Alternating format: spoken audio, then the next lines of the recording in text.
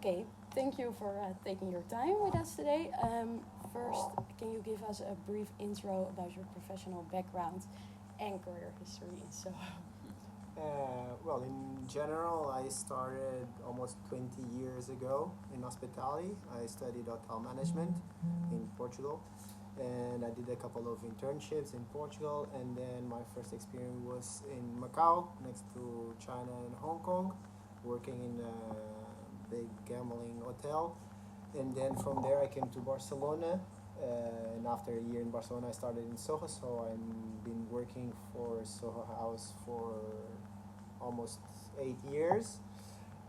Started as a waiter and have been growing from waiter to head waiter to manager.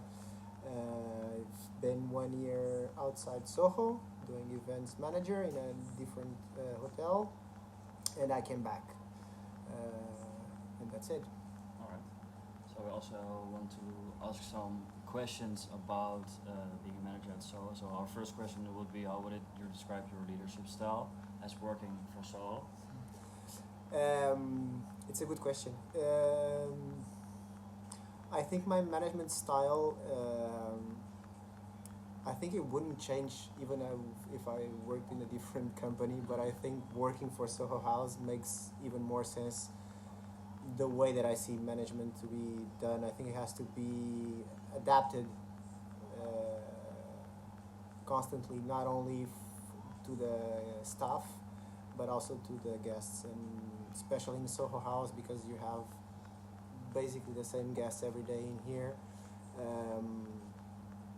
It's nice to have a very good relation with the guests because it's not the typical restaurant or hotel that you see the guest once and they leave, so they're gonna be here every day. So in that matter, I think you have to handle the guests thinking that tomorrow they're gonna be here. Staff wise,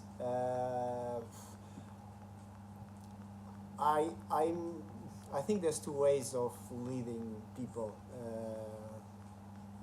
Using bad words, there's the lip management, the ones that are more rough and try to go more aggressive. I tend to be more comprehensive. I think it's an industry made from people to people, so I think we have to try to understand where they are coming from, their background, what they've been through, and that's it.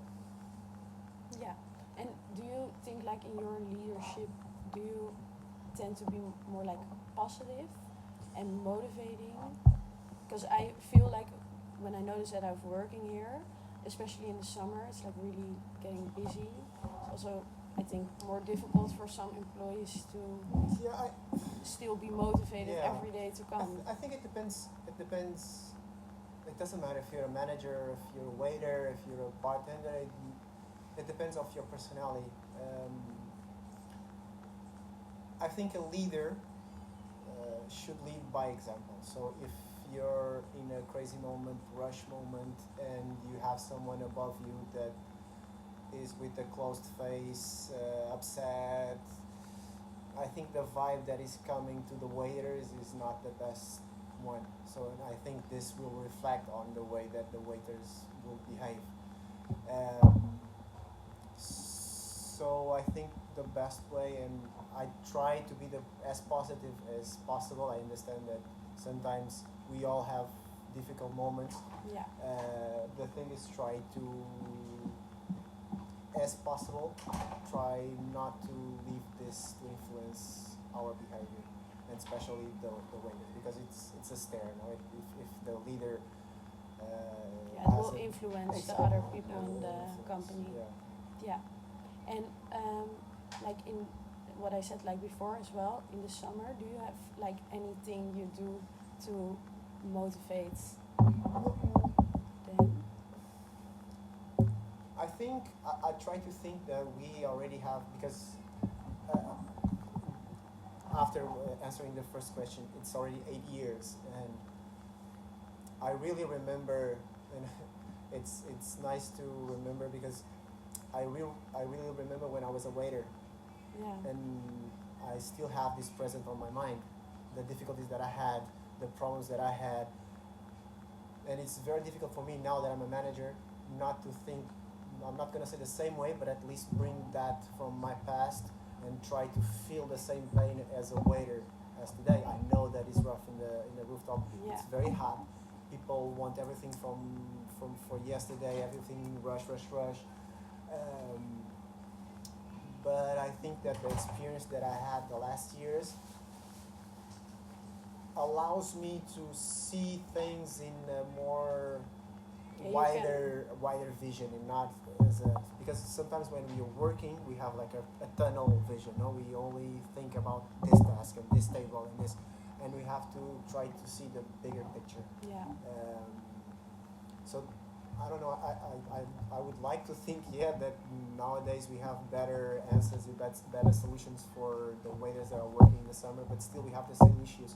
Yeah. Some of them we can solve, some of them we can't, because it's structural problems, because it's operation problems that it doesn't only depend from the management F&B team, and also I think that we have to share this with the team, because I think that if waiters understand our problems as well, they're gonna work better and try to understand that, okay, this is not only a problem of our management, it's something that depends on other people. So if you have wider information, if the team is well informed, they understand the macro vision, I think it's easier for you guys to do the best job possible. Yeah, because sometimes also we don't know what's going on in the management team. It's like Yeah. we only do the work, and I think We don't yeah, see that that's side in you. no. Being very honest, it's something that always happened,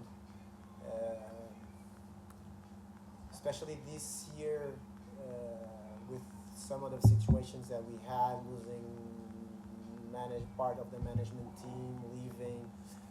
It didn't allow us probably to prepare as the best possible that we thought to do before.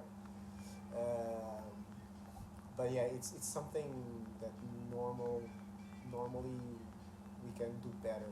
Let's try to do this structural information, especially before summer, before high season in December, for example, for holidays. If you have a better information of what is going on, it's gonna be better. Yeah, and I think also it's maybe more difficult for you as well, because you have the management team of the club, but you have so many other people still who are always like taking a Yeah, look there's at what a you're lot. doing.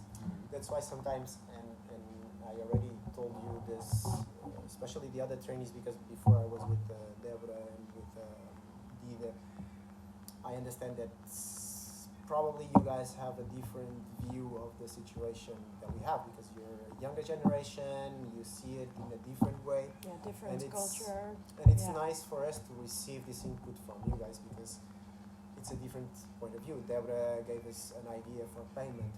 Nice. It's from there we can see, okay, this might work. It's impossible to work, but at least it gives us better and different ideas.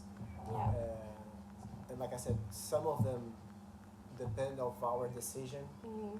Some of them they don't. So we also have some limitations of Yeah, of course. Yeah. structural power. Yeah. That it's the way it is, and we have to try to use it as the best way possible. Yeah. Yeah. So, and how important is like communication in hotel and restaurant management? It's very important. If I'm very honest, I don't know.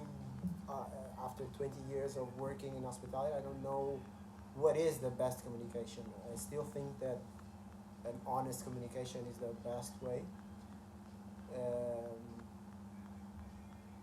I think we always suffer from a problem that is time, and time to really organize, and time to do a small break from operations, and okay, let's do a stop, let's organize for the next step for the summer. Okay, what are we gonna do?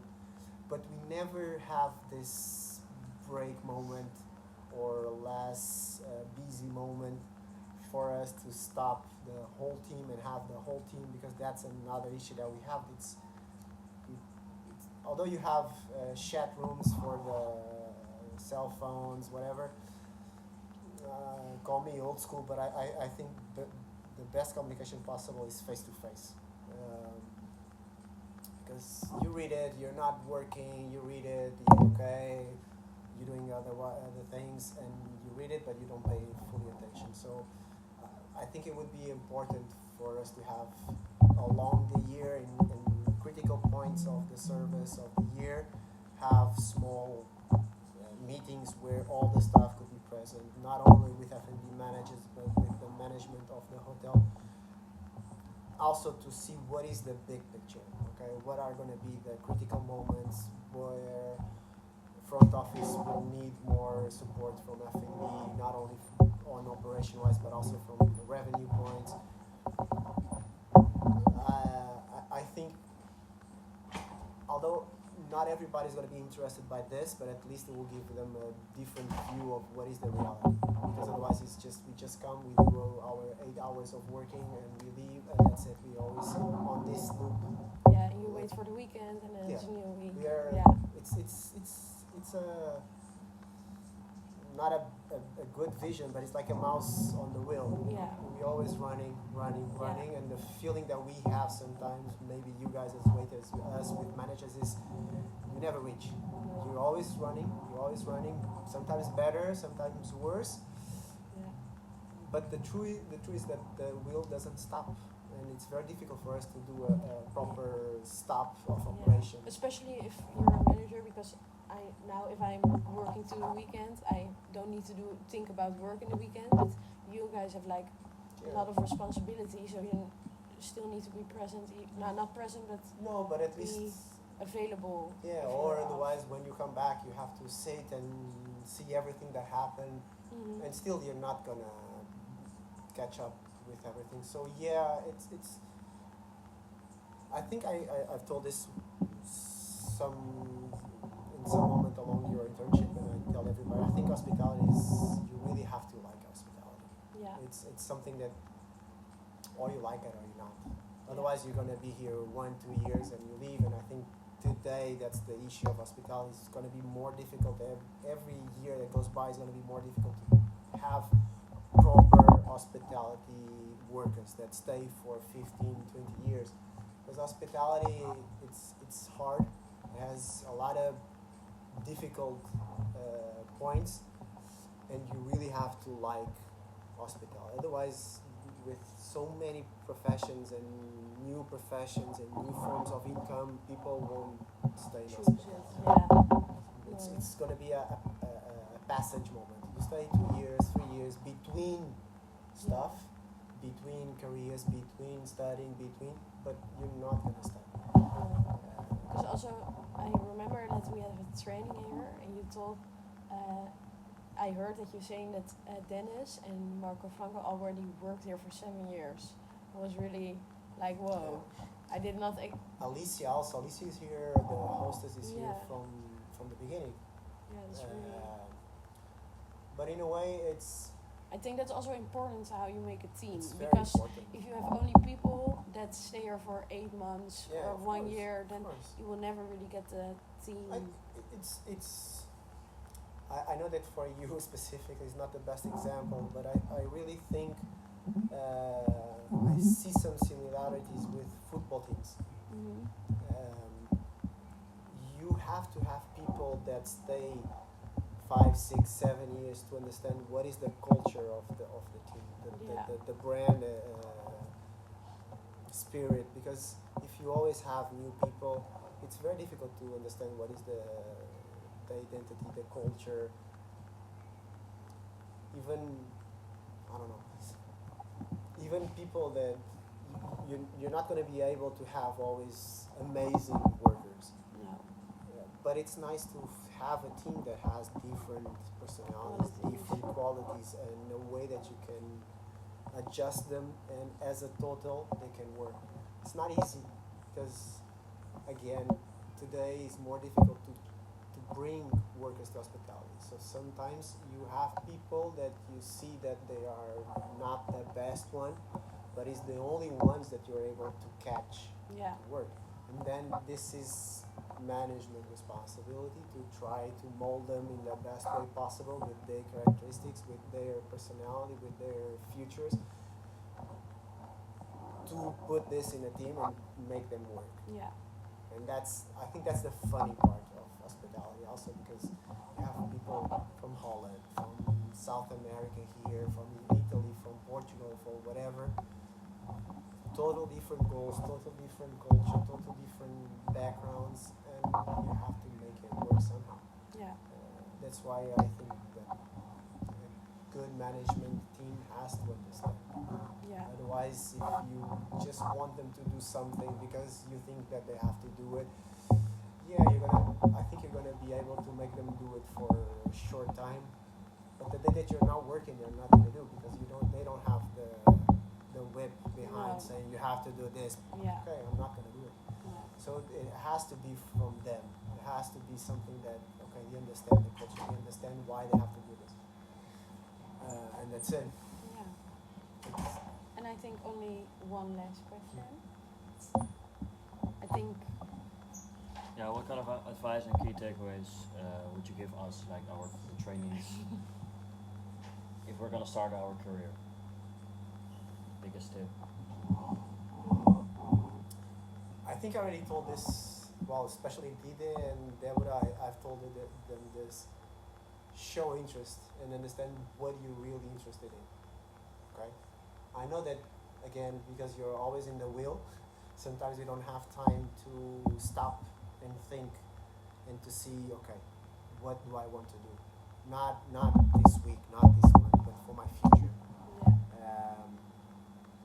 And this seems old person thinking, but we don't have much time. When you start working, you're catch on the wheel, and 10, 15 years will go fast. Okay, so see what you really like, see what your passion is. If it's hospitality, try to focus where your passion is. If it's finance, if it's guest relations, if it's, I don't know, if it's housekeeping, whatever. If you really have a passion on that, try as soon as possible to focus your dedication and your time on that department, on that passion. Because otherwise you're going to be catched in F&B for 10, 15 years. Maybe you start to earn money, nice money, and then you look back and you say, okay, now I'm here for 15 years and I really don't have a passion for this. What should I do now? And then it's going to be more difficult as the time goes by to change and to go back. What else? What other advice can I give you? No, I really think that as long as you guys are happy with what you do, or even if you're not totally happy with what you do, try to see the good side of things. Yeah. Even if it's something that you really don't like, but you can still learn things from that. If you just see and feel the bad stuff, time will go slower. You're going to be unhappy for 8 hours of your shift, and you finish 5, 10 years of working, and it's just unhappy moments. So try to see, okay, what can I take from this? It's not the best thing that I'm doing. It's not my favorite thing. It's not my passion. Okay, what is my passion? This. What can I take from this experience that I'm having now that I maybe can use in the future? Although it's not the same thing, but something I can remove and take advantage for the next experience. And that's it. I really think that people have at least to try to do what they are happy to do. Not everybody has the luck to do What they love, what their Yeah. passion is. Only a small percentage has this fortune, but at least try. Yeah. Okay. Okay. Thank you so You're much. welcome. Yes, thank you. My Thank pleasure. you. It's a pleasure.